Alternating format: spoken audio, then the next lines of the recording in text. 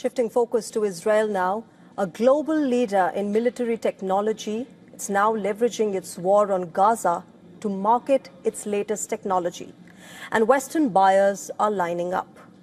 According to a report by the Wall Street Journal, Europeans are looking to Israel's arms industry amid their own fears of a war with Russia. As per the report, officials from countries including Germany, Norway and the UK flocked to a conference sponsored by the Israeli Defense Ministry last week that showcased battlefield technology. Tested by the Israeli military during its war in Gaza, Lebanon and against Iran, now European interest in advancements in military hardware hardly comes as a surprise. In fact, it comes amid the fear in Europe that Russia is planning to invade other European countries, even as Ukraine war continues to rage. NATO states are aggressively rearming, and despite concerns among some countries over Israel's prosecution of the war in Gaza, the report states that during the event, Israel showcased 2 attack drones flying into a building in Gaza, sending smoke billowing along the Palestinian enclave's coastline. The visuals were shown on a big screen in the crowded auditorium, where Ran Ghazali, CEO of WION Air, an Israeli defense technology company, told the audience, and I quote, "These are some of the clips that were approved to share," now implying that the true scale of the destruction caused by these drones could be much worse. Attendees in the event reportedly included U.S. government representatives, executives from private industry, and foreign investors. A formal delegation also reportedly came from India, while Uzbekistan, Singapore, and Canada sent officials. Norway, which pulled investments in Caterpillar over the use of the company's bulldozers in Gaza, reportedly only sent a diplomatic official. Remember, the International Criminal Court has issued arrest warrants for alleged war crimes against Israeli Prime Minister Benjamin Netanyahu and former Defense Minister Yoav Gallant. They too attended this conference. Both Netanyahu and Gallant have denied any wrongdoing, and Israel even contested the legitimacy of these charges. Still, the turnout in this event has been described as much larger than the previous year, which only goes to show that the Israeli military technology retains its allure, regardless of the country's diplomatic isolation over the war in Gaza. For Europe, it is wrestling with its own concerns that the United States is becoming a less reliable partner in the North Atlantic Treaty Organization. Europe is under pressure to invest more in its own defense. As a result, countries that once criticized Israel for the humanitarian cost of the war are now competing for the same systems used in Gaza. With the fighting in Gaza largely halted and Europe ratcheting up its military spending, European countries appear more comfortable doing business with Israel openly. As for Israel's military-industrial complex, one Israeli military contractor, Elbit, announced in November that it had landed a $2.3 billion contract with an international client. It did not disclose the client or the product, saying only that it would deliver a strategic solution. Earlier in July, Romania announced a deal for more than $2 billion for an air defense system from Rafah. As for Western buyers, Israel's war in Gaza has become a live testbed demonstrating, for better or for worse, what worked and what did not.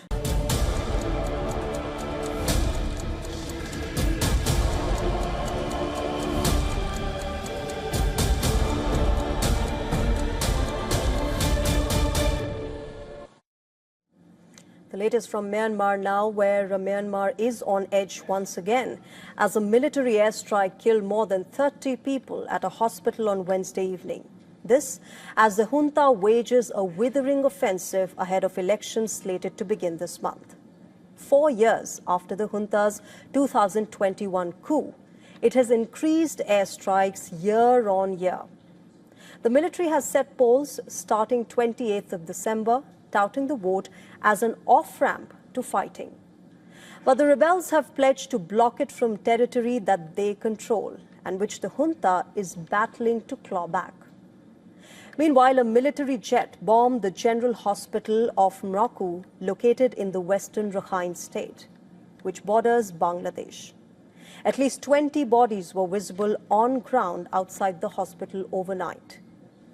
While Daybreak believed and revealed rubble covering ward beds, masonry peppered by shrapnel, and the nearby ground cratered. 31 people were killed and 68 were wounded. Aid workers described the devastation as inhumane.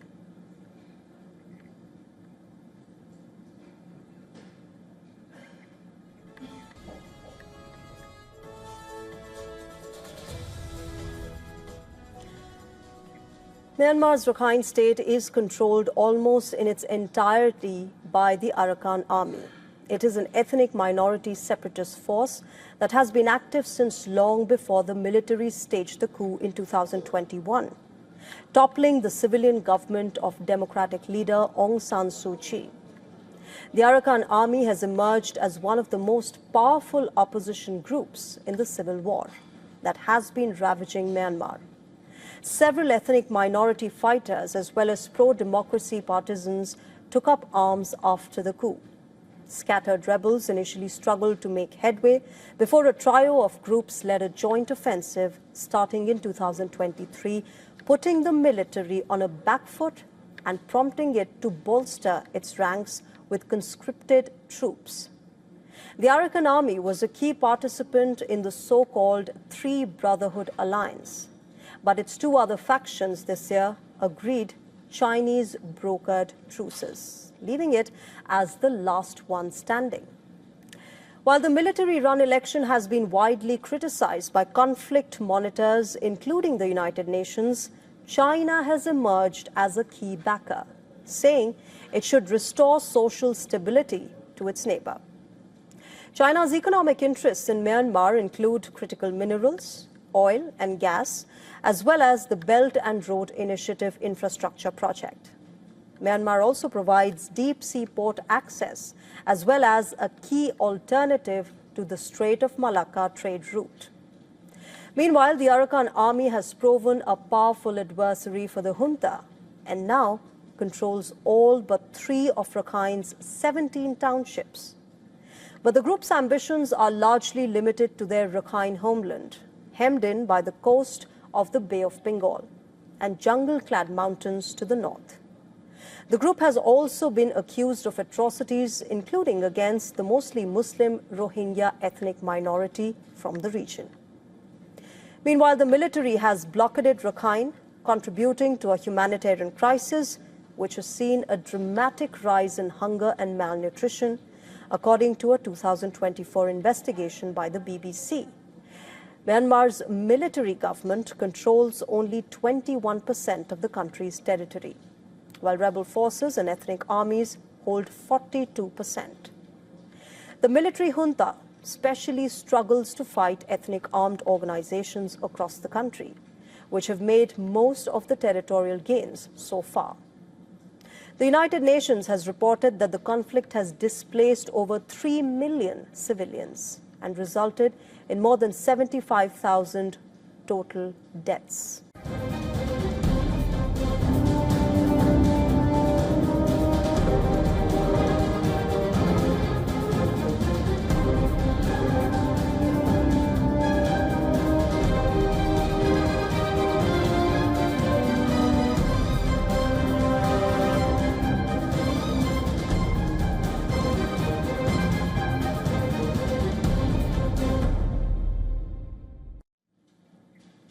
Bangladesh will head to polls on the 12th of February next year. The country is entering one of the most defining moments in its modern history as it prepares for a crucial election that will decide which way the country will move. After a year marked by protests, power shifts and regional shadow play, the decision to hold the election in early February came after a series of intensive consultations between the Yunus-led interim government and major political parties. The government advanced the date to avoid an overlap with Ramzan and to ensure a smooth, timely transition to an elected administration. But while the date is now set, the road to a free and fair election is anything but easy. The Election Commission admits that it faces a trust deficit after 15 years of polls marred by controversy and accusations of manipulation. Officials are racing to update voter lists, boost security and increase participation, especially among women and young voters who were at the forefront of the July uprising. Voters will also decide on a national referendum on the same day. Now, this referendum will determine whether Bangladesh adopts the July Charter, which is a sweeping package of state reforms proposed in the aftermath of the unrest. The Charter seeks to curb executive powers, strengthen the judiciary, reinforce the Election Commission's independence, and prevent the misuse of security forces. If passed, it would amount to one of the biggest governance overhauls in Bangladeshi history. Politically, the landscape is being rapidly redefined. Former Prime Minister Khaleda Zia's Bangladesh Nationalist Party, or the BNP, is eyeing a comeback at the top spot. Jamaat-e-Islami, which was barred from elections for over a decade, is back in the arena after restrictions were eased by the Yunus administration. The newly formed National Citizen Party, created by student leaders following the July uprising, is struggling to translate its street momentum into electoral strength. And Sheikh Hasina's Awami League, which is now banned from contesting, is warning of fresh unrest if the ban is not lifted. But beyond politics, voters are weighing enormous challenges: reviving a government-driven economy which is hit hard by months of instability, tackling corruption, restoring media freedom, and repairing strained relations with India. Amid the election buzz, another plot line has been emerging, one that could reshape South Asia's regional order. And that is, Bangladesh's Foreign Affairs advisor Tawhid Hussain has hinted that Dhaka may be open to forming a regional bloc with Pakistan, and the grouping would exclude India. The remarks follow statements by Pakistan's Deputy Prime Minister and Foreign Minister Ishaq Dar, who claimed that a new trilateral initiative between Bangladesh, China and Pakistan had already begun and could expand further. When asked further, Tawhid Hussain said such a grouping is strategically possible and added that it may not work for other neighbors like Nepal or Bhutan. He refused to elaborate further and said that had only learned about Dar's comment through media reports. Now, these statements come just months after a trilateral meeting between the three countries in China's Kunming. Around that time, reports had suggested Beijing and Islamabad were working to create a new regional bloc to replace SAARC. As Bangladesh now prepares for a crucial mandate and a nationwide referendum, it finds itself at a geopolitical crossroad, redefining its democracy at home and revising its relationships abroad.